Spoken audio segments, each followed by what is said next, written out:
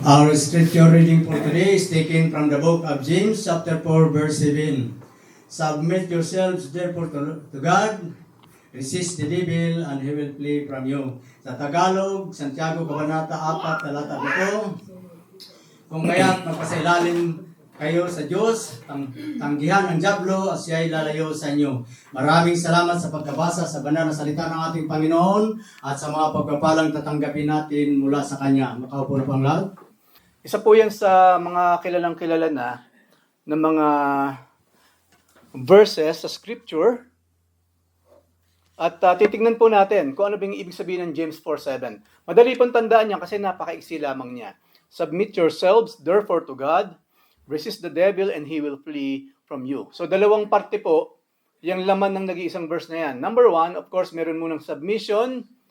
Bago dumating yung ang kalaban, mag-flee away from us.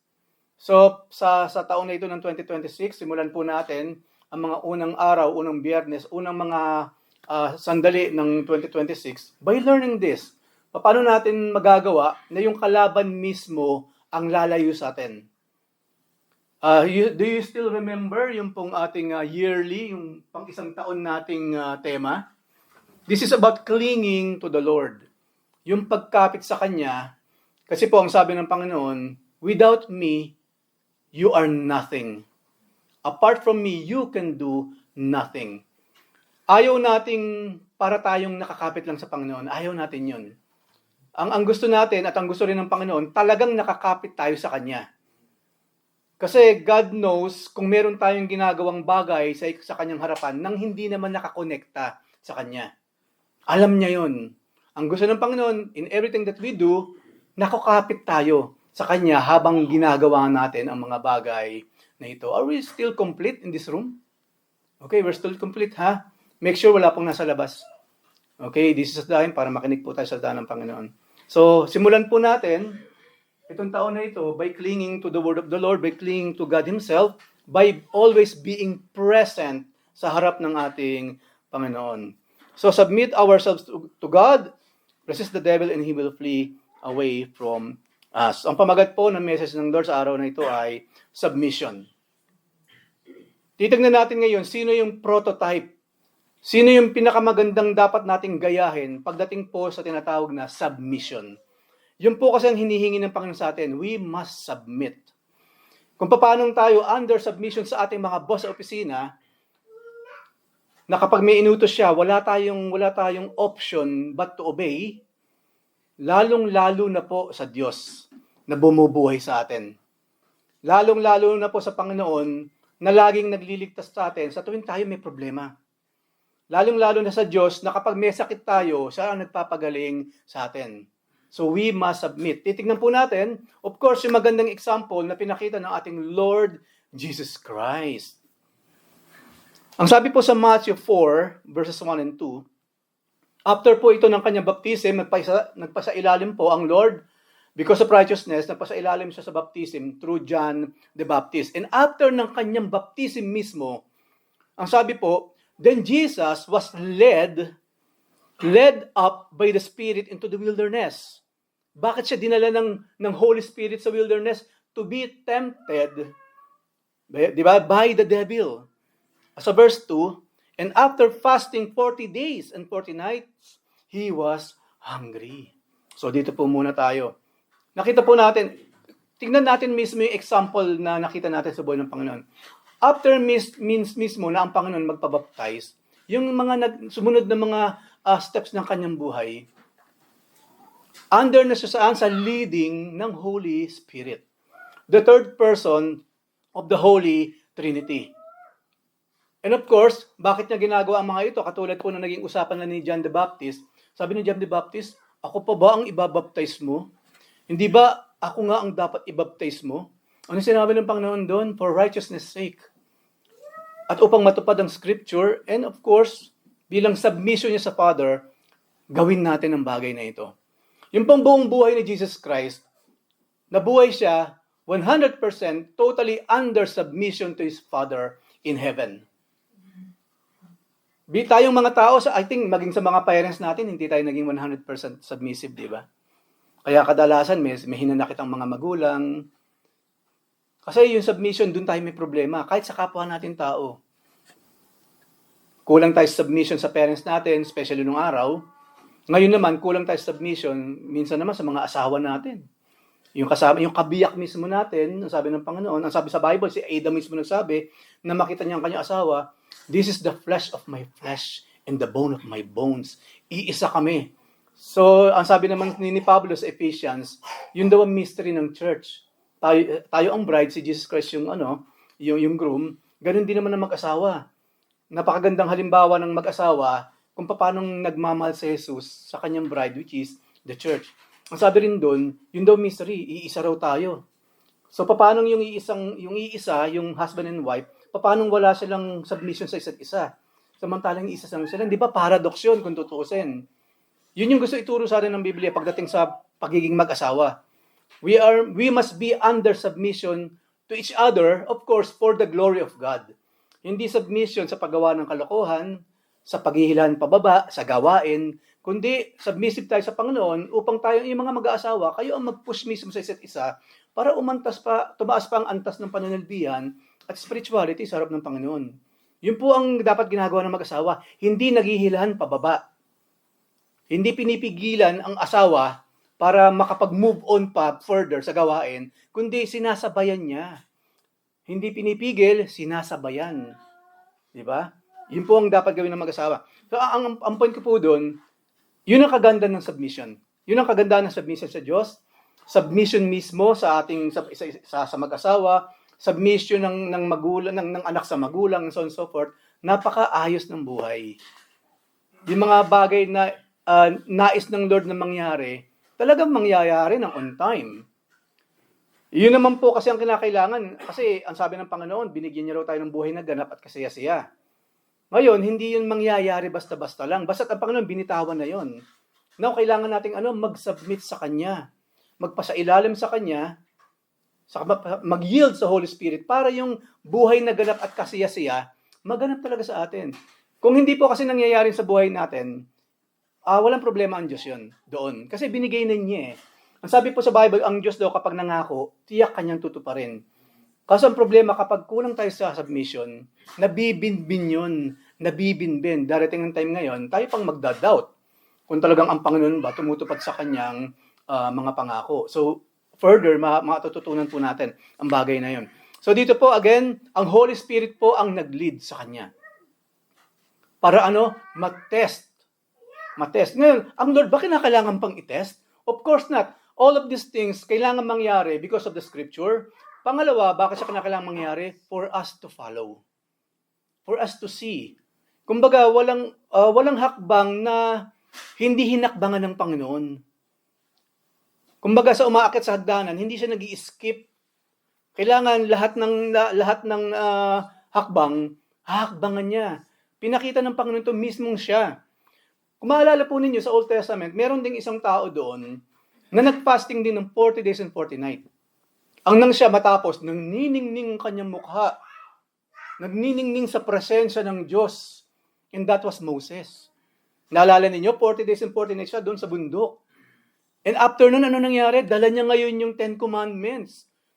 Isipin ninyo, for 40 days and 40 nights, si Moses, kaniig niya ang Panginoon, si Yahweh, si Elohim, na nagningning din siya, yung kaningningan ni Yahweh, nagkaroon din ng kaningningan si Moses. Ano makikita natin doon? Kapag tayo nagbabad sa presensya ng Panginoon, magniningning din tayo. Pag tayo nagbabad sa presensya ng banal na Diyos, magiging banal din tayo, mga kapatid. Yun ang kagandahan nung laging nakadikit sa Diyos na makapangyarihan. Laging nakadikit doon sa Diyos na nagbibigay sa atin ng sustenance. Sa Diyos na bumubuhay sa atin. Hindi lamang yun, of course. Doon sa Diyos na laging naglilinis sa atin.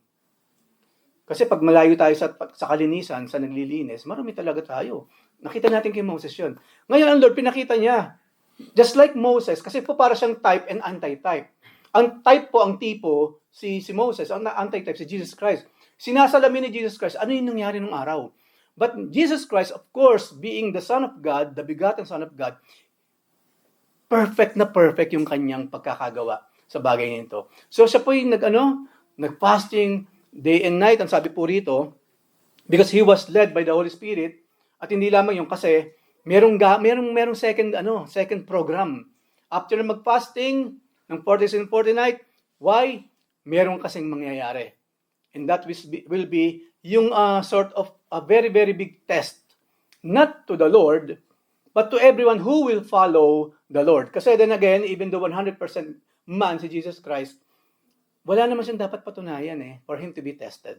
Even though yung mga Pharisee, yung mga Sadducee, yung mga scribes, yung mga unbelievers na susunod-sunod sa kanya upang siya naman yung sira-siraan lang, wala silang ginawa kundi itest ang Panginoon, di ba? Kung talagang ikaw nga ito, kung talagang ikaw nga iyan, yung sinasabi mo, gawin mo nga ito, gawin mo yan. Hindi na kinakailangang itest ang Panginoon. Pero us, yes. We must be tested. Kailangan idaan tayo ng Diyos sa iba't ibang klase ng challenges, mga testings in life, not for God to know kung talagang faithful tayo, but for us to discover ourselves. Kasi mahirap po yung tayo, kay Kristiyano, yung pala, hindi tunay. Yun po yung pinag-aaralan natin meron tayong Bible study. Hindi lahat na nasa loob ng church totoong Kristiyano. Ano sinabi diyon? 1/3 lang. Laging 1/3 lang ang tunay. Yung 2/3, hindi. At ayaw nating humantong doon sa pagkakataong nakaharap na tayo sa ating Panginoon. Oh Lord, buong buhay ka po, ako yung nag-minister, ako po yung nag-preach, ako yung nag-teach, ako yung nag-drive para sa mga kapatiran, ako yung nagluto para sa mga kapatiran, nag-vacuum ako, lagi po akong present sa church, Lord. Tapos sabi ng Panginoon, sino ka ba? I don't know you. Lumayo ka sa akin, ikaw na mapaggawa ng katampalasanan. Ayaw na, for me, personal ko lang po, ito yung most horrifying thing na pwedeng mangyari sa isang taong nagsasabing siya'y Kristiyano. Na pagharap niya mismo sa Diyos, itatakwil siya ng ating Panginoon. Ayaw kasi natin mangyari yan. Sino sa atin na may gusto mangyari yung gano'n? Ayaw natin. So, meron pa tayong ample time. Meron pa tayong ample time kasi malapit na pong bumalik ang Panginoon, nagkakagulo na ang mundo.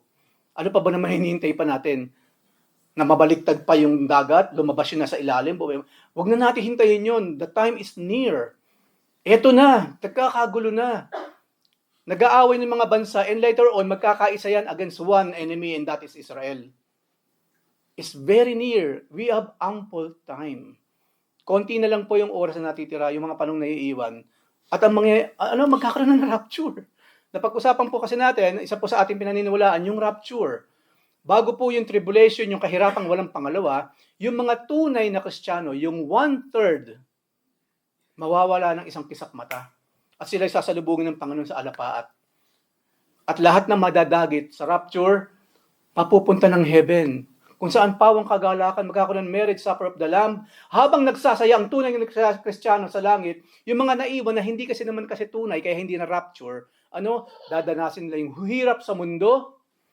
At kung hindi pa rin tatanggap sa Panginoon ng genuinely, hindi lamang yung hirap sa mundo, kapag sila namatay dahil sa kahirapan sa mundo, maghihirap pa sila throughout eternity sa kahirapan, saan? Sa dagat-dagatang apoy.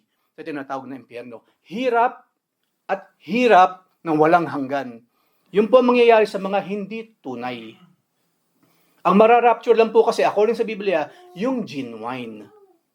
Okay, yung genuine. At ayaw nating maiwan. Walang Kristiyano, walang tunay ng Kristiyanong nanaisin pa niyang maiwan ng rapture. Kaduda-duda yan. Pero don't. I-aim natin na, Lord, gusto ko po makasama sa rapture. Anyway, isa lang masasabihin ng Panginoon, then submit to me. With 100% submission. Hindi 99%, hindi 99.99%. Ang gusto ng Panginoon, 100%. Kasi ang sabi ng Panginoon, wala raw papasok sa langit na marumi. Kahit meron pa tayong 0.99 or 0.1001 or what, nakarumi, hindi tayo papasok ng langit. Kailangan perfection, papasok doon. At yun yung pinapakita ng Panginoon. Even though hindi required na tayo maging perfect para makapasok sa langit, pero through submission sa ating Lord na pinag-usapan natin ngayon, then perfection will be ours.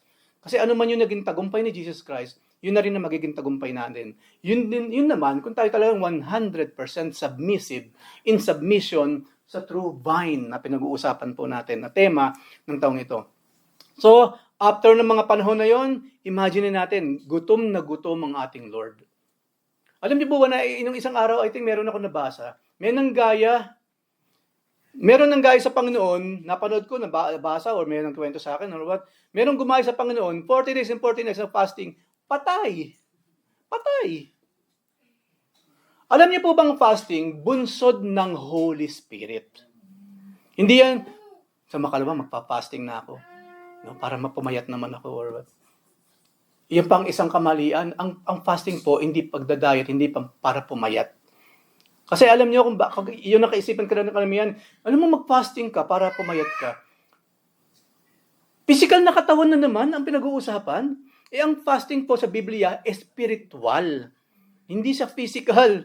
Kaya yung nagpa-fasting para pumayat, niloloko nyo lang ang sarili nyo.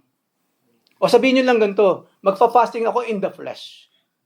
Walang espiritu pinag-usapan dito, pero magpa-fasting po ako in the flesh para pumayat lang ako. I-declare na natin, yun, kaya tayong papas para sa flesh lang. Pero pag hindi natin nililinaw yan, kasi akala na ganun pala, no? Isipin mo, pag tayo pala nag-fasting, katulad ni Jesus Christ, papayat tayo, tanggal ang mga bilbil. Napaka makalaman. Alam niyo po ba, malaking disrespect sa ating Lord. Siya nang mag-fasting siya, hindi yun ang iniisip niya para pumayat. Kundi para lumakas ang kanyang spirito. Kasi meron siyang kakalabanin. Kung tutusin, yung word na kalaban, hindi rin eh. Kasi sino makakalaban sa ating Panginoon? Meron kasi magtatangka. Meron kakalaban sa Panginoon at makikita natin anong mangyayari sa kanya. So he was very, very angry. So nung sumunod po na hakbang, ito na ngayon. Matthew 4:3 and 4, sa verse 3. So, ang hina-hina ng Panginoon, of course, maging physically, pero ang lakas-lakas niya spiritually. The tempter, of course, that is Satan, came and said to him, "If you are the Son of God, command these stones to become loaves of bread."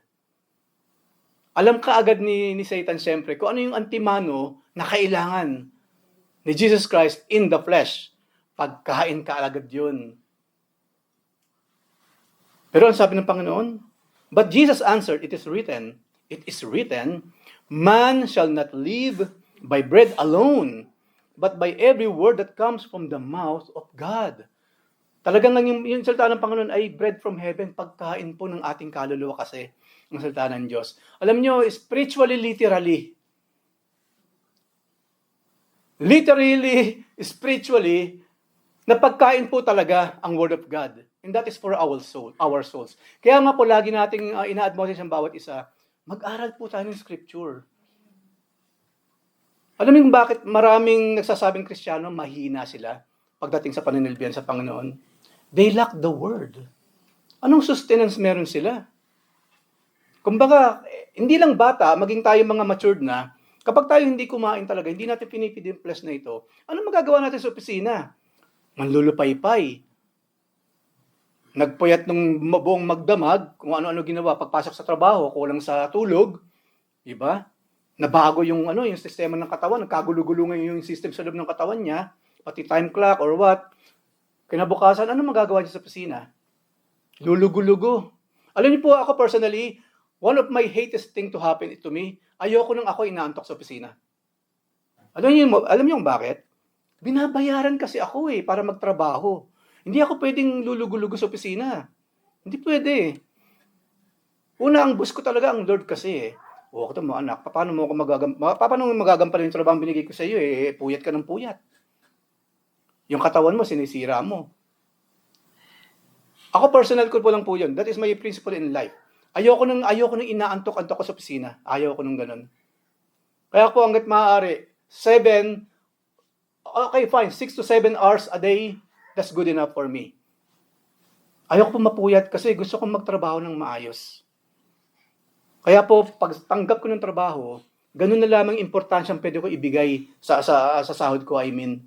Kasi alam ko, pinagpuyatan ko ito, ginawa kong lahat. Hindi ko pa sa pinagpuyatan, kundi nagawa ko yung dapat kong gawin. Nang on time, hindi ako lalamya-lamya, at nabibigyan ko ng papuri ang ating Panginoon. We must glorify our Lord maging sa workplace. Kasi siya nagbigay ng trabaho, tapos tayo tutulog-tulog, aandap-andap doon. Minsan naman mayroong free time sa opisina, pero wag tayong abuso. Tandaan natin, pinapasahod tayo. Hindi ano yan. pinapasahod tayo. Kasi kung tutumbasan ng kumpanya yung klase ng trabahong ginagawa natin, si Eric, yan, okay, babawasan ko yung sahod niya sa isang araw kasi tutulog-tulog eh. Kung ganun siguro, magkano nang sasahurin natin, ano? Ang baba na lang siguro, kalahati. Ano po itong salary na to? Umapasok naman ako everyday. Tutulog-tulog ka eh. Nakausap kita nagde-daydreaming ka. Nasa meeting ka, hindi ka makausap. Alam nyo, hindi natin maloloko ang Diyos. Yung mga boss natin, minsan hindi rin natin maloloko yan. Alam nila yung mga ganyan. Pero huwag natin isipin na lang yung boss natin. Isipin na natin ng Lord. Nakakahiya naman, di ba? Yung tardiness, isa pa yung tardiness, yung pagiging late. One of the things that I hate, yung pagiging late. Mas gusto ko pang ako nauuna kasi ako hinihintay. Again, for the Lord. For the Lord. Sa ganun po ako kasi pinalaki ng ating Panginoon. Maliit pa lamang ako, hindi pa ako naging Christian. Yun na yung prinsipyong naituro sa akin, ng mga nakatatanda sa akin. At ng aking experience na rin sa personal kong pamumuhay. Yung mga taong maagap, daig pa talaga yung masipag. Lalo na yung mga hindi masipag. Yung taong maagap, daig yung mga hindi masipag. Hindi. So yun po yung mga ilang mga gusto kong i-share sa inyo na kung gusto natin magtagumpay sa buhay, ayusin natin ang sarili natin kahit sa trabaho po. Kasi nakikita po yun ng Panginoon. Lalong-lalo na siyempre sa other side of the coin, sa ating spiritual life.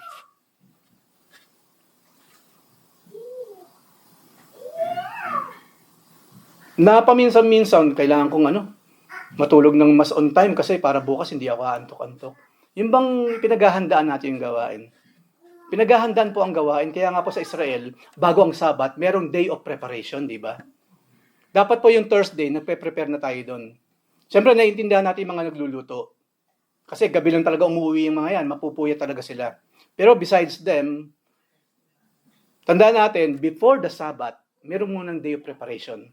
So Thursday po, day of preparation. Para pagdating po ng Friday, malakas tayo sa ating Panginoon. Kung talagang mahal natin ang Panginoon, kapag siya hinarap natin, hindi tayo lalamya-lamya. Kasi meron tayong enough sustenance sa ating flesh, and of course, lalo na meron tayong enough sustenance sa ating kaluluwa. So magbasa raw tayo ng scripture, kasi yun lang naman talagang pagkain. Nung Old Testament po kasi, literal yung pagkain na nagmula sa langit eh. Di po ba yung manna? Gusto ko makatikim nun. I believe makakatikim ako nun, o sino man sa atin, pag nakarating tayo dun sa end ng ating line, sa finish line. Only those true Christians na makakarating sa finish line ang makakatikim po ng manna.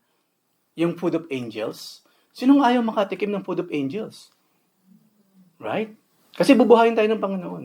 Mali naman natin sa millennium pala, sa 1,000 years of reign of Christ dito sa lupa, mali naman natin manna pala yung kakainin. Who knew? Nangangarap lang ako, pero maybe, gusto ko na makatikim talaga ng manna from heaven. Katulad po ng nangyari sa mga Israelita. Dahil sa pagmamahal ng ating Diyos Ama. So, sabi ng Panginoon, no, Satan, no way. Alam po niya kung ano pa yung ibig sabihin dyan? Bakit susunod si Jesus Christ kay Satan? Kumaga, bakit ako makikinig sa'yo? Right? Ikaw ang dapat makinig sa akin, hindi ikaw ang pakikinggan ko. Ganun din po sa ating mga kapatid, huwag tayong makikinig sa ibang tinig. Huwag tayong makikinig, especially sa mga salitang nagmumula sa maruruming bibig. Sa mga taong alam naman natin, trouble lang naman talaga ang laging dala. Mag-iingat po tayo sa social media.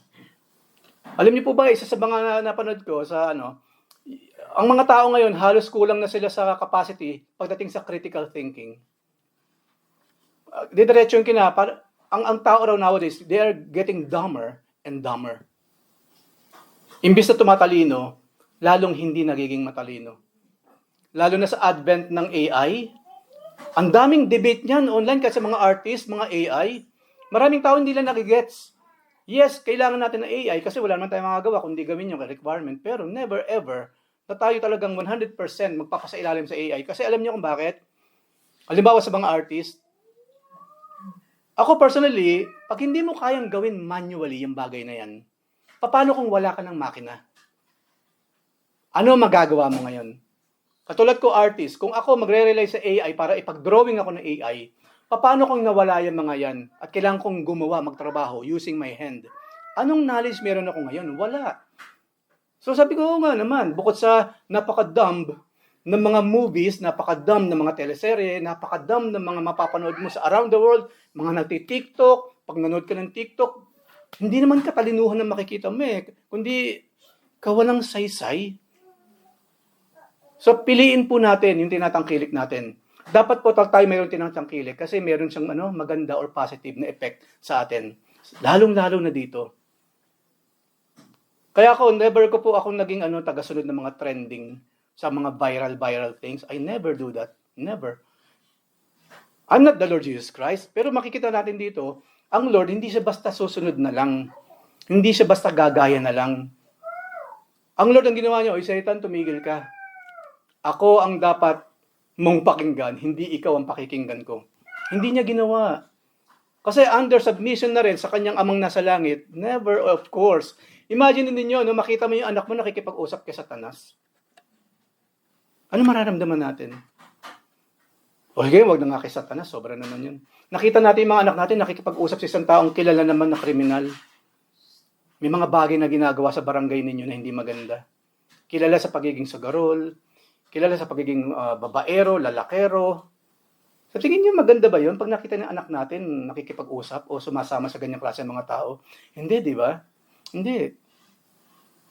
Unless yung anak natin, ini-evangelize siya.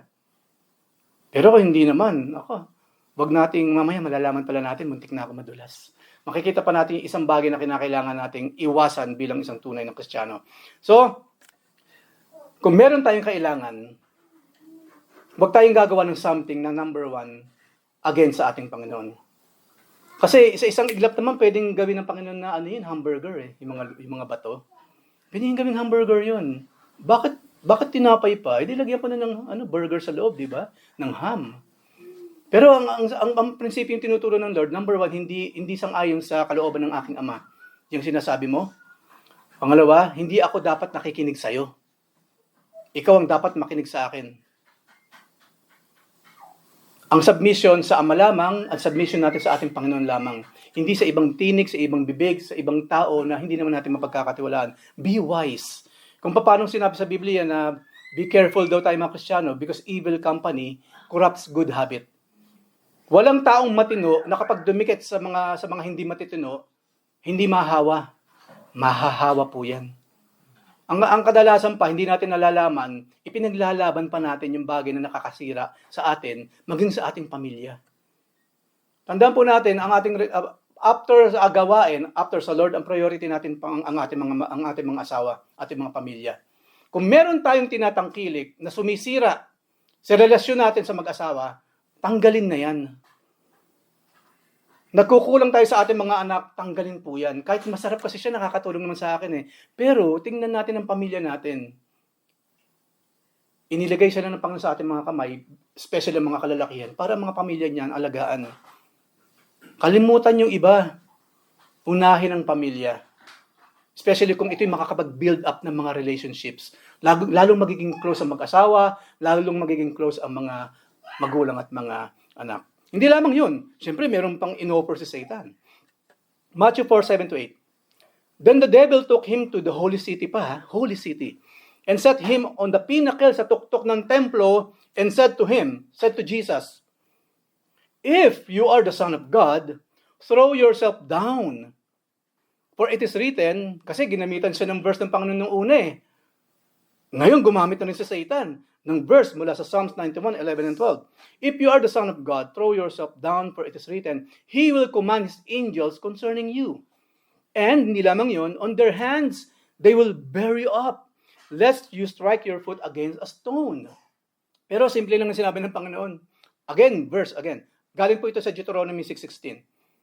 Again, it is written, you shall not put the Lord your God to that test. Nung una po, bilang under submission sa ating Diyos, we never hindi natin i-accommodate ang kalaban ever. Do not ever accommodate the thoughts from the enemy, even though mukhang maganda naman na idudulot sa atin. Okay, never. Pangalawa po, do not put the Lord your God to the test. Kailan nangyayari ito? Ito po ito, dyan sa Deuteronomy po, dyan sa binanggit dyan. Yan po yung pagkakataon na ang mga Israelita, ang kukulit na naman. Oy Moses, dinala mo ba kami dito para magutom? Para mauhaw, mamatay kami dito sa ilang? Sa Egypt, kahit kami slave doon, inaapi-api, minamaliit, niyuyurakan, kumakain naman kami ng maayos doon. Nakita niyo yung kawalan ng dignidad ng Israel? Yung dignity, ang dignity po napakahalaga. Kailangan mahalin natin ang sarili natin. I-honor natin ang mga sarili natin. Ang Israel by that time, anong honor? Okay nang niyuyurakan kami doon, hinahampas-hampas, inaapi-api, minsan pinatay yung aming mga anak 2 years below. At least naman masarap ang buhay namin doon. Kampante na kami, hindi mawalan ng pagkain, and so on and so forth. Ang baba ng dignidad ng mga Israelita. At wag na wag po natin gagayahin yun. We must protect our dignity. We must honor ourselves through our decisions, through our plans, through our steps na ginagawa natin. Kasi po pangalan, yung kalinisan ng pangalan natin, yung dignidad ng pangalan natin, ang nasa line. Ayaw natin na kapag nabanggit ang pangalan natin, ay, medyo iwas ka lang dyan, ha? Ay, si ganito? Hindi nga. Ikaw mo mabait? Okay. Ay, gusto ba natin yung pangalan natin meron nakadikit na mga ganong klase ng mga kaisipan, mga thoughts? Ay, nako. Ingatan mo yung wallet mo. Interesado sa wallet mo yan. Yung pangangailangan niya. One way or the other, ikaw bigla ang sasagot. Gusto ba natin yung ganun tayo kapag inisip? Ayaw natin. Pero ang Israel by that time, di bali na tawagin kaming slave. Basta masarap ang kinakain namin. Ang kukulit nila. Kaya nung time nga humingi sila ng tubig, hindi ba dumating tuloy yung time, hinataw ni Moses. Yung batong susunod-sunod sa ilang, at yun nga yung tubig, may lumabas sa tubig, di ba? Ngayon, ganito po kasing kwento doon. Of course, nagkasala si Moses. Yun po ang dahilan kung bakit hindi siya nakapasok sa promised land. Natanaw lang ni Moses yung pangakong ipinangako ng Diyos, pero never niyang nakuha patong ang kanyang paa dun sa promised land. You know, just because hinataw niya yung batong sumusunod. Ang sabi ni Yahweh, kakausapin lang, water please, kakausapin niya lang yung bato, water please, meron ng tubig na lalabas doon para sa mga Israelita. Kaso nga, sa inis ni Moses sa mga Israelita, na wala rin naman kasi talagang mga utang na loob sa Diyos, puro reklamo pa, hinataw niya yung bato, at nagalit ang Diyos doon. Kasi nga, ang number 1 nga naman na yurakan doon, ang Diyos mismo. Meron siyang binigay na instruction kay Moses, kung gusto ninyo ng tubig, Moses, ang gagawin mo, kausapin mo yung bato, may lalabas sa tubig. Pero by that time, dahil sa inis niya na rin, at of course, nasa fresh ang ating kapatid, hinataw niya. Parang lumalabas tuloy, mayroon palang ibang paraan para may tubig tayo makuha. Yung palang sinabi ng Diyos na dapat kakausapin lang, pwede naman palang meron tayong own way natin eh.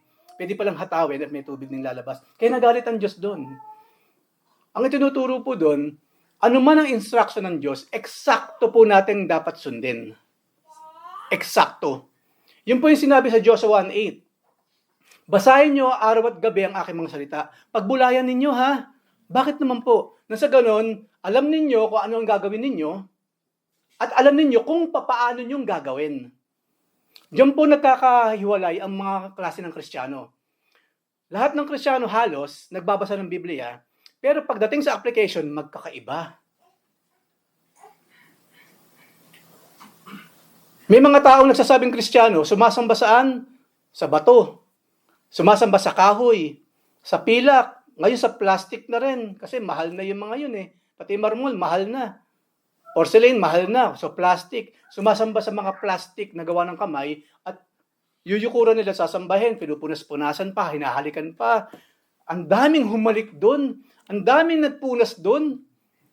Meron pang nagkalat ng mga klase ng sakit ngayon na pwedeng magkahawa-hawa na naman ng Pilipino, magkaroon na naman ng pandemic or epidemic. And yet, ganun sila. Ang sabi ng law, meron mang ibang Kristiyano naman, hindi ginagawa yon. Kasi ang sabi sa Biblia, wag nga kayong gagawa ng mga ganyan. Tapos may ibang Kristiyano, ginagawa naman yung sinabi ng Panginoon na magagawin. So, iisang Biblia ang binabasa, pero pagdating sa pagbabasa sa instruction ng Bible at sa application ng mga Word of God, nagkakaiba-iba na. Now in this church, kung mapapansin ninyo, hindi natin ginagawa yung mga yan. Simply because yun ang instruction ng Panginoon eh. Hindi ko pwedeng sabihin na kasi tradisyon namin, kasi po nakamulatan na namin yan. Kasi nung nakaraan po kasi nakaligtas ako sa anumang uri ng sakit or what. Regardless of those things, ang instruction ng Biblia, ganito, huwag nating gagawin. Huwag nating gagawin. At yun nga po yung nangyari kay Moses. Nagalit ang Panginoon doon. Nagalit siya. Yung pong putting God in the test is this. At I think, more or less nagagawa natin, Lord, ito po never natin gagawin. Lord, kung talagang ikaw ay Jehovah Rapha, our great physician, pagagalingin mo pong aming mga magulang. That is putting God to the test. Don't ever do that. Don't ever do that. Lord, kung talagang mahal mo po ang mga kapatid ko, ililigtas mo siya sa kapahamakan. What? Kung talagang mahal ko yung kapatid mo, kung talagang healer ako, pagagalingin ko yung nanay mo. Lord, kung talagang mahal mo ako, ito mong salary increase po na ito, ibibigay ninyo. What? Kung talagang mahal kita, bibigyan kita ng salary increase, that is putting God to the test. Don't do that. We don't command God, katulad sa ginagawa ni Satan. Ang sabi sa Biblia, ang gagawin lang natin, request and petition. Lord, kung loloobin po ninyong gumaling ng aking kapatid, gagaling po siya. Yun ang tamang panalangin. Do not test God. Yun ang ginagawa ng maraming nagsasabi ng ganito, Lord, bigyan mo lamang ako ng kotse. Makakasama na ako sa transport ministry. Makakatulong na ako kay Kuya Lem na ang lalayo ng mga binabiyahe. Nasunod-sunod pa sa mga kapatiran. What? Kung bibigyan kita ng kotse, magkakaroon ka ng ganyang concern sa simbahan? That is putting God to the test. Ang dami ko na pong narinig na ganyan. Pinagpe-pray nga po namin na nabigyan lang kami ng Panginoon ng ganito. Ganyan-ganto. Ako po mismo ang witness nang magkaroon ng sasakyan na wala sa church ng 1 taon. Lord, tumaas lang po ang sahod ko. Talaga naman. Ganun na lamang ang gagawin ko pagbibigay sa inyo. Nang tumaas ang sahod, lalong naging maramot. Because they are putting God to the test. Don't ever do that. Walang biyayang manggagaling sa langit sa ganung klase ng request or prayer. Don't ever command God. You know why? Ang sabi nga ng Panginoon, hindi mo pa sinasabing prayer mo, alam ko na eh. Kapag kailangan mo ng pera, kahit hindi mo sabihin sa akin, alam ko na. Magulang ako. I am your parent. Alam ko ang dapat kong gawin sa'yo kahit hindi ka pa nakikipag-usap sa akin. And yet you're doing these things, you're talking to me like that. Sino ka sa akin? Sino ako sa'yo? So, wag na wag tayong magkakamaling mag-pray ng ganyan. Never. Wala pong magandang magiging kahinatnan yan. Kaya minsan tuloy, ito pang isa, nagiging bunga ng ganyang klase ng prayer. Kuya Eric, talaga bang galing sa Panginoon yung mga pagpapalang nasa Kanya? Kasi nung wala yung taong yan, lagi nasa church yan eh. Pero nung bigyan ng Panginoon ng ganito, nawala na sa church. Ang Diyos pa ngayon, ang nalalagay o inilalagay sa alanganin. Magbibigay ba ang Panginoon sa atin ng bagay na yun ang magiging dahilan kung bakit tayo lalayo sa Kanya? Never. Diyos siya, banal siya. Perfect siya. Ba't siya gagawa ng ganun? Kung meron mang taong nangyari sa kanya yon, hindi yun galing sa Diyos. Ang sabi sa Biblia, every perfect gift comes from above, from the Father of lights, where there is no variation of turning. Kapag meron binigay ang Panginoon, siya mismo nagbigay, laging sa for good mangyayari, magagamit ang mga bagay na yan. So ito po ang challenge ko sa inyo. Tignan nyo lahat ng tinatangkilik nyo sa buhay ngayon. Yung mga kaibigan nyo ngayon, yung scheduling ninyo ngayon, yung mga calendars ninyo ngayon, galing ba talaga sa Diyos o hindi? Malalaman mo yan kung ang Diyos naluluwalhati or not. Kung nakakalimutan natin ang Diyos o hindi. Kung nag-o-obey tayo sa Kanya or hindi. Malalaman po natin kung kanino nang galing yan. Ang sabi sa Biblia, ito pang paradox. Ang sabi sa Biblia, nagbibigay din ng Panginoon ng kahirapan sa buhay. Tapos yung palang kahirapan na yun, ang ending for His glory at lalo tayong mapapabuti sa buhay. Yun ang paradox. Di ba yung sinabi ni Job? Ikaw babae ka, yung kanyang asawang magaling. Ikaw babae ka. Tayo ba tatanggap na ng pagpapala sa Diyos? Hindi tayo tatanggap ng mga ganitong klase ng mga pagkakataon o problema. Ang point doon, minsan ang Diyos talaga nagbibigay ng sort of problema sa atin. Kasi lalong lalawak yung ating pananaw. Anyway, dalawang klase lang yan. Instead na lalo tayo magiging committed, or lalo tayo magiging makitid sa ating mga visions. Every perfect gift comes from above, from the Father of light. Ang magiging bunga ng gift na yan ang galing sa Diyos, pawang kabutihan, hindi lamang sa atin, kundi sa ating kapwa, and lalong-lalo na po, mapapapurihan ng ating Panginoon. So of course, in short, hindi ginawa ng Panginoon yan. Never. Ano, suicide? Magsisimula pa lang sa ministry ng Panginoon, inuudyo ka na siya sa ito, magpakamatay. Kadalasan na maiksi natin binabasa, pero kung titignan nyo lahat, kakatasin natin maigi yung mga eksenang yan, napaka-dark. Napaka-dark ng gusto ni Satan na mangyari sa ating Panginoon. Kasi alam niya kung sino ang Lord, Son of God nga, di ba? Tunay nga bang ikaw ang Son of God? Alam niya kung sino ito. Ito nagpabaptize nito. Alam niya ito yung Messiah. Alam niya ito yung tagapagligtas. Alam niya lahat yan. Pero napakadilim talaga. Everything about Satan is very, very dark. Inuutusan niya ang Panginoon, binobola-bola niya, magpakamatay ka. Pero sagot ng Panginoon, do not test the Lord. Ang talagang tinuturo po doon sa kwentong yun sa bato, yung sa kwentong ito sa pinag-aaralan natin ngayon, alam niyo kung ano? Obedience to God. Instead na tayo mag-command sa Diyos, obey the Lord. Huwag nating diktahan ng Diyos, but obey the Lord. Kaya nga po sa ending lagi ng prayer natin, gayon pa man, Panginoon, sa lahat ng aking dalangin, let thy will be done. And shocking na may mga nagsasabing Kristiyano, sabi nila, hindi naman kinakailangan na yun, yung let thy will be done. Okay na yung let our will be done. Anyway, ang Panginoon man nangako siya na ano man daw ang hihingin natin, ibibigay niya sa atin, di ba? Nasa Matthew. Nandiyan po yan sa chapter 15. Habang nag-uusap ng ganyan, maya-maya, ang pinag-uusapan ministry, kasi iiwan niya na yung mga kapatiran at meron silang ministry kaharapin after niya. Ang sabi ng Panginoon, in regards to the ministry, ask whatever you need in my name and I will give it to you.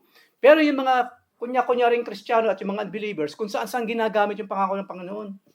Kailangan mo na ng boyfriend? Iniwan ka ba? Ask the Lord for the boyfriend. Sabi niya, ano man daw hingin natin sa kanya, ibibigay niya. Spiritual ministry ang pinag-uusapan po. Ang sabi ng Panginoon na ask anything in my name, it shall be given unto you. Ministry ang nasasakupan nun. Spiritual na mga bagay. Hindi pera, hindi trabaho, hindi boyfriend, hindi girlfriend. Hindi po yung mga iyan. And yet maraming nagsasabing Kristiyano sa ganun lang nilalapat yung napakabanal na pangako ng ating Panginoon. Huwag nating gagawin yan. Do not put the Lord our God to the test. At the same time, huwag natin gagamitin yung mga bagay na espiritual sa mga bagay na material, na pawang panglupa lamang. Siyempre po, hindi rin doon natapos yun kasi ayan na naman sa Satan, natamihimi na naman siya. Okay, hindi ko rin pala magagawang magpakamatay itong isang to. Yung pangatlo ngayon, Matthew 4:8-9. Again, the devil took him to a very high mountain and showed him all the kingdoms of the world and their glory. Ganda-ganda, ang ganda-ganda, di ba? Ang ganda-ganda, Jesus. And he said to Jesus, to him, all these things I will give you if you will fall down and worship me. Wala nang kagatol-gatol si Satan, lumabas mismo kung sino siya. Ano yung nature niya? Isa lang naman talaga ang kagusto ni Satan. Malampasan niya ang Diyos kung hindi man mapantayan ng Diyos. Malampasan niya at Diyos mismo ang sasamba sa kanyang paanan. Saan natin makikita yun? Of course, basahin ko sa inyo. Yung sinasabi po rito sa Isaiah, chapter 14, verse 12. Maganda po, on your own, basahin niyo yung buong chapter 14. Babasahin ko po yung specific verses na 12 hanggang 15. Sabi po dyan, how you have fallen from heaven, morning star. Si Lucifer pinag-usapan dito sa Satan. Son of the dawn, you have been cast down to the earth. You, Satan, Lucifer, who once laid low the nations. You said in your heart, ano yung sinabi ni Lucifer, ni Satan sa kanyang sarili? Sabi niya, ito talaga si Satan. I will ascend to the heavens. I will raise my throne above the stars of God. Mas mataas pa sa Diyos. I will sit enthroned on the mount of assembly. Magkukudita siya, pati yung mga holy angels na mga sila Michael, siya ngayon na mangunguna sa mga yun, kukunin niya ang kapangyarihan. To the utmost heights of Mount Zaphon. And verse 14, I will ascend above the tops of the clouds. I will make myself the most high. That's why si Lucifer po, na isang holy angel, nang matagpuan siyang laman ng puso niya, itong mga bagay na ito, he was cast down by God. Kaya po naging Satan or enemy. Yun naman po yung sabihin ng Satan, enemy.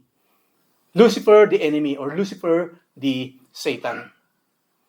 Wala pong nilikha. Maaari may magtanong sa inyo, kung talagang banal ang Diyos, bakit siya gumawa ng demonyo?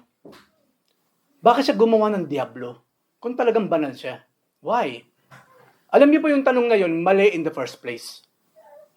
According sa Biblia, walang ginawang Satanas ang Diyos. Wala tayong mababasa sa Biblia na at sa ikawalong araw, ginawa niya naman ang mga diablo, ginawa niya naman ang mga demonyo. Wala po kayong mababasa sa Biblia noon. Hindi po ang Diyos ang lumikha ng diablo at ng mga demonyo, ng devil sa kanang mga demons. Who created the devil and who created the demons?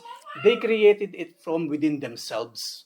Yung pong sinasabi dito, isang araw, si Lucifer na napakaganda, makapangyarihan, at nagkaroon siya ng pride, pati ang Diyos gusto niyang lampasan, nagkaroon siya ng ganung klase ng thinking sa kanyang sarili. Hindi po nanggaling sa Diyos yun. He was perfect when created. Pero natagpuan sa kanya isang araw itong bagay na ito. Kaya he was cast down. At ang nakakalungkot nga po, nang itapon si Lucifer, ano ginawa? Gano'ng kalami? 1/3. 1/3 ng mga banal na anghel sa langit na meron din palang ganong klase ng kaisipan sa kanilang mga puso't isipan ang sumama sa kanya. Ganun po karami ang mga demonyo sa pangunguna ni Satanas. They were holy until they themselves recreated themselves to be devils and demons. So yun po ang sagot sa ganyang klase ng tanong. Hindi nilikha ng Panginoon ng mga diablo, the devil created themselves. The demons created themselves to be demons. But originally, they were holy angels in heaven. So, ang lakas ng loob ni Satan, sa pangatlong pagkakataon, sabi niya, worship me. Sa tingin natin, ano ba talaga ang gusto ni Satanas sa buhay ng tao? Yun lang po ang gusto niya. Upang ang mga tao po, mula kay Adan hanggang sa kahuli-huli ang kaluluwang panganganak, sumamba sa kanya. Yun yung buong history ng mankind, doon tumatakbo. Kasama po yung kwento na yan. Ang gusto ni Lucifer, siya'y maging Diyos ng mundong ito. Kaya nga po tinawag siya the prince of this world. Hindi naman siya talaga Diyos, kundi prinsipe. Why? Kasi may power din siya eh. In such a way, binigyan naman siya ng Panginoon ng controlled authority over mankind. Kasi po, according po sa Biblia, sa kwento ni Job, wala pong magagawa si Satan at ang mga demons kung wala munang divine approval ng Lord. Ano man ang nagagawa ng diablo at ang mga demonyo, they are napupunta nagagawa na yan kasi meron silang divine permit from God.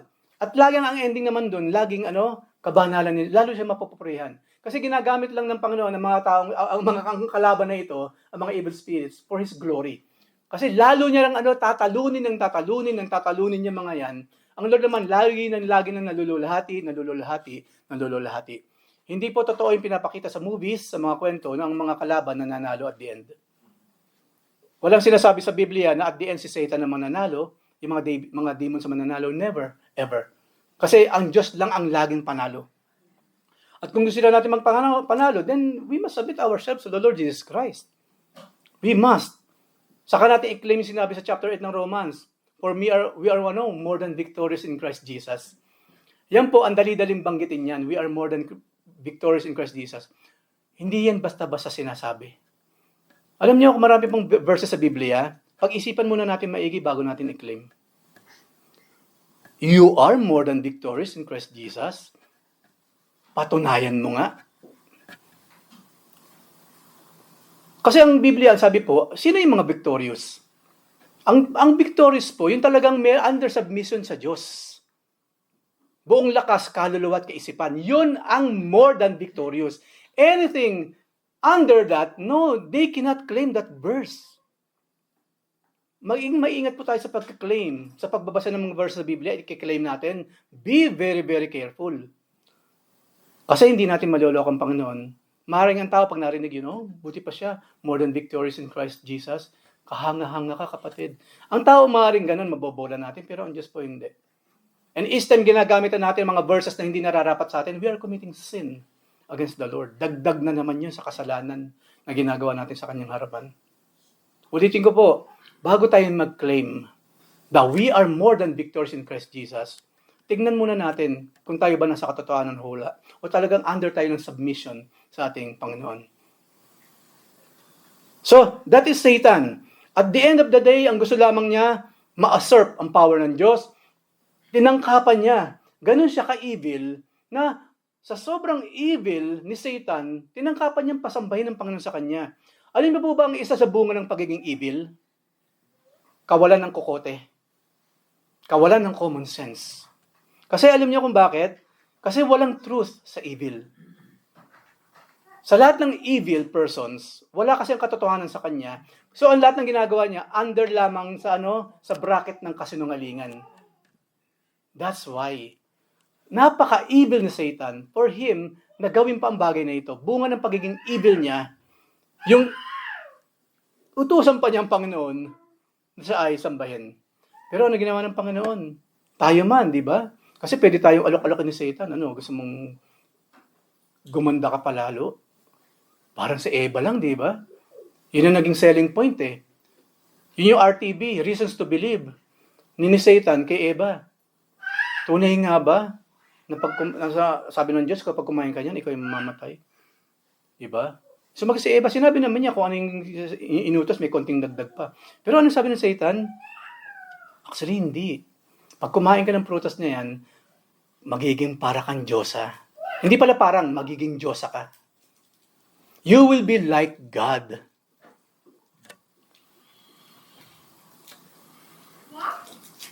Ito mong tatlong binanggit natin, nasasakupan niya sa John, di ba? Sabi yun, lust of the flesh, lust of the eyes, and the pride of life. Nandito po tayo ngayon sa pride of life.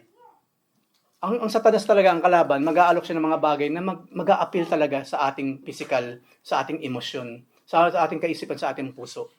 But be very, very careful about that. Wala pong ino-offer sa Satan na laging maganda lang. Sa simula, mukha siyang maganda, pero katotohanan hindi. And after that, hirap, pagdurusa after pagdurusa ang daranasan ng sino mang magpapaloko sa kanya. Simple ang ginawa ng Panginoon. Matthew 4:10-11. Then, panghuli na, Jesus said to him, ito, iba na yung tono ng Panginoon, "Be gone, Satan! For it is written, you shall worship the Lord your God, and Him only shall you serve." At yan po nasa Deuteronomy 6:13. Lahat po nung sinagot ng Panginoon nasa Deuteronomy. Nagbabasa po ng scripture ang Lord. Kasi siya ang author ng scripture eh. Nakita niyo yung example ng Panginoon? Hindi siya sumasagot kay Satan nang wala-wala lang. Lagi siya merong ginagamit na verse o scripture sa Old Testament. Paano tayo ngayon? Kung tayo ngayon, sister, merong inaalian ng demonyo na umiikot yung ulo. Come on, di ba born again ka? Come on, tulungan mo ako makalaban yung umiikot ang ulo. Anong gagawin niya dun? Gumagapang sa ceiling na ganyan. Ano gagawin natin kung wala tayong alam sa scripture? Ang maaaring mangyari dun, matakot din tayo kasama nung natatakot, di ba? Matatakot din tayo like them. Kasi wala naman tayong baon kasing salita ng Panginoon. Ngayon mga kapatid, ito po, seryosong bagay ito. One way or the other, maybe once or twice in our lives, makakatagpo tayo ng ganitong klase ng pagkakataon. Kailangan yung ating spiritual na tulong sa isang taong talaga namang nangangailangan. Maghanda po tayo, nakakahiya na bilang Kristiyano, nalapitan tayo, hindi natin magagawa o hindi natin magagawang tumulong. Huwag kang mag-alala, walang inaalihan ng demonyo, pero pwede bang pumunta ka sa bahay namin, ipag-pray mo yung buong pamilya namin. Dapat po lagi tayong handa doon. Hindi lamang po bakasyon ang pinaghahandaan. Pinaghahandaan din yung ano gagawin natin sa bakasyon kasama ang Panginoon. Sa amin po, noong araw, especially kasi nasa Pilipinas pa ako noon, maraming lumalapit na ganyan, brother, sister, pakipray naman po ito. Minsan pupunta sila sa bahay, or minsan sila ang magpapapunta sa bahay. Kailangan po lagi tayong handa. Kasi nakakahiya. Ay, sister, pasensya na po, hindi ako nakadala last Sunday eh. Medyo mahina ang spiritual ko. Si Tatay Rodrigo na lang po, lagi hindi nawawala sa church yan. Saka lagi na sa Bible study po si Tatay Rodrigo. Siya na lang po. Nakakahiya po yung ganun. Nakakahiya yun. Hiningan tayo ng tulong na spiritual, hindi natin maibigay. Kasi aminado pa tayong hindi tayo handa. Pwede ba nating sabihin yun sa mga boss natin sa opisina? Enrico, do this thing, do that. I'm sorry, sir, I'm not ready. What? Ako naniniwala kapag ang boss natin nagsabi, talagang nangangatog pa. Susundin niya kahit hindi mo alam, gagawin mo yan. Naniniwala ako dun. Ang Lord nakikita yun. Huwag natin hintayin ang Lord magselos pa sa boss natin. Isa lang naman ibig sabihin nun, pag ang Lord nagalit because of our bosses, tatanggalin niya yung boss. Iba sana ko yung boss lang eh. Pati yung kumpanya tanggalin sa atin. God is a jealous God. Pag nakita niya, mas katakot pa tayo sa boss natin kaysa sa kanya. Mas sumusunod pa tayo sa boss natin kaysa sa kanya. Imagine this. Gahibla na lang ng buhok ang pagitan nung tayo mawalan ng trabaho, sa merong trabaho, sa mawalan ng trabaho. Ganyan po ang Panginoon. Kasi para na rin natin ginodiyos yung mga boss natin, kung mas mahal natin ang boss natin kaysa kanya. Kung mas submissive tayo sa boss natin kaysa sa kanya. That is Diyos-Diyosan. Kasama po yan sa Diyos-Diyosan ng ating buhay. Huwag nating hayaan yung trabaho natin, yung mga boss natin, maging Diyos-Diyosan, dahil God is a jealous God. Kasi sino na yung mawala ang trabaho, may focus ka na sa akin ngayon. Lagi ka nang dadalo sa akin sa prayer meeting kasi may kailangan ka eh. Uy, dumadalo ko na rin sa Bible study kasi may kailangan ka ulit. Huwag natin hintayin yun. God is a jealous God. So lastly, ano nangyari sa Panginoon na mapagtagumpayan niya ang lahat ng mga ito? Ayun nga po, sa verse 11, then the devil left him, and behold, hindi lamang sa umalis ng devil, may maganda pa nangyari. Angels came and were ministering to him. Naisip ba po natin, ano yung ginawa ng mga angels? Nilagyan siya ng efficacent oil kasi baka masakit yung muscles niya. Minasage yung Panginoon na ganun. Ano yung ministry? Anong ginawa ng mga angels by that time? Alalahanan natin, mga angels po, nagbibigay din ng pagkain sa kainumin. Yun po ang ginawa nila sa Panginoon. Katulad po kay Elijah. Naalala niyo si Elijah? Kasi tumakas siya mula kay Jezebel eh. Yung magaling na babae na yun. Tumakas siya, isang napaka-powerful prophet from God. Babae lang pala katapat. Babae lang pala katapat. Si Jezebel. Lalaki talaga, no? Babae lang pala katapat. Takbo siya ngayon, napagod siya. May inuutos pang Panginoon, hindi niya masunod kasi nga, mahina ang kanyang faith, mahina ang spiritually, mahina rin ang kanyang katawan. Pero hindi ba, meron time nga, ito na ngayon ang angel. Talagang ang angel, sinugsug na siya, oy, ito pagkain, ito naman kumain ka, after that, tumayo ka, pumunta ka doon, gawin mo yung pinapagawa ng Diyos. Yes, ganun din po ang ginawa niya sa ating Panginoon. Ano pa gagawin na doon? I-massage ang Lord? Paliguan siya para magmukhang maayos ulit? No. Binigyan siya ng sustenance ng mga angels. He was given the food and the drinks that he need. Kasi after po nito, di ba? Ministry after ministry, hanggang mamatay siya. Walang tigil na ministry na po ang ginawa ng ating Panginoon. So kailangan niya, ang spiritually kasi malakas ng Panginoon. Malakas na siya, hindi kayo naman humina. Kasi Diyos siya eh. Di ba? Ang Holy Spirit mismo pati ang nasa kanya. Yung physical na mga katawan. So, wag po natin kalilimutan, yes, I think hindi ko na kailangan i-remind ng lahat na lagi natin pakainin ang laman natin para lumakas. Yung espiritu po, palakasin natin. Marami na akong binigyan example kanina. Isang araw, bigla tayong kakailanganin ng Panginoon to do something for Him. Dapat po, handa tayo. Buong lakas, buong kaluluwa. Buong puso, buong isip. Lahat malakas dapat. Lahat buo. Hindi sinabing 50% heart. No, 100% ready tayo anytime na magamit ng Panginoon sa ministry. Yun po ang buhay ng isang Kristiyano. Anything lower than that, well, maring magbasa ulit tayo ng mga gospel stories. Basahin ulit natin yung mga foundational teachings. Maaaring na-miss natin yung mga bagay na yan. So, kung nagtagumpay ang Panginoon, kailangan magkaroon din tayong katagumpayan sa ngalan ng ating Diyos. At panghuli po, ang isang reason kung bakit po kailangan mangyari ito, of course, sabi po sa 2:8 ng Hebrews, about the Lord Jesus Christ. For because He Himself has suffered then and tempted, when tempted, He is able to help those who are being tempted. Of course, I'm not Jesus Christ, you're not Jesus Christ. Pero ang tinuturo doon, since the victory of Christ is our victory, sa tuwing tayo dumadaan din sa mga pagsubok sa buhay, yun po mga trials and testings, kasama po doon, subcategory nun, yung temptation. Hindi po nanggagaling sa Diyos yung temptation. Alam na natin to sa Book of James, nanggagaling sa kalaban ng temptation. Pero yung pong temptation, ginagamit din siya bilang parte ng trials and testings ng ating Panginoon. So yes, katulad ni Jesus Christ, darating ang time, loloobin ng Panginoon, dumaan tayo sa temptation.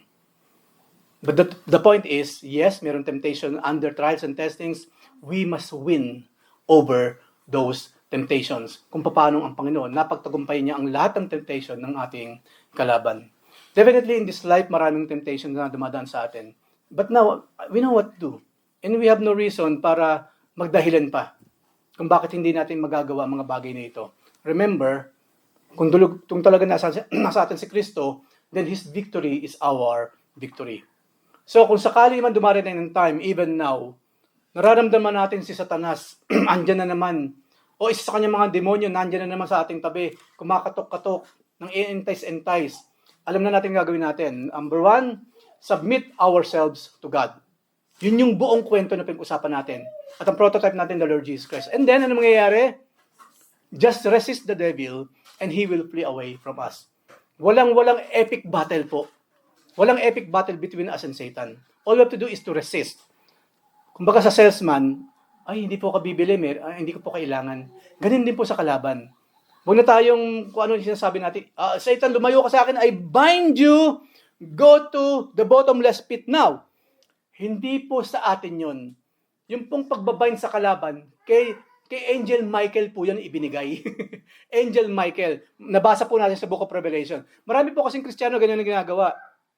Spirit of ketong, I bind you. Walang itinurong ganyan sa Biblia. Ang sabi sa Biblia, just resist it. Espiritu ng katamaran, I resist you in Jesus' name. Hanggang doon lang po tayo. Huwag tayong maging katawa-tawa sa ibang taong mas nakakaalam ng Scripture. Ang sa atin, just to resist, and before that, we must be submissive to our God. So, tandaan po natin na this year, at least nasa January pa rin tayo, yun po isa kailangan nating gawin. Kung talagang gusto natin magkaroon ng tagumpay sa buhay na ito, submission to God.